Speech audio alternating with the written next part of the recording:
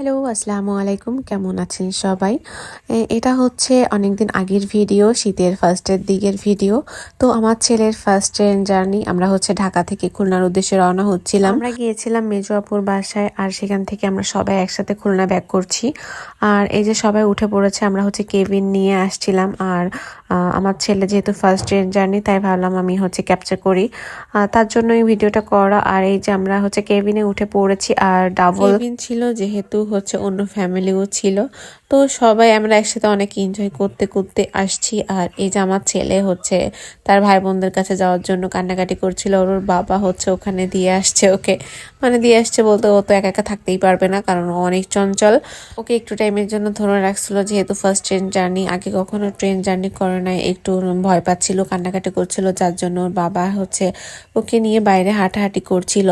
যাই হোক, ও অনেক এনজয় করেছে, ভয়ও পেয়েছে। আর এখানে ছোট ছোট বাচ্চাগুলা, ওরাও হচ্ছে অন্য একটা বাচ্চার সাথে, মানে অন্য যে ফ্যামিলি ছিল তাদের বাচ্চার সঙ্গে খেলাধুলা করছে। আর এখানে হচ্ছে আপু বসে বসে গল্প করছিল সবার সঙ্গে।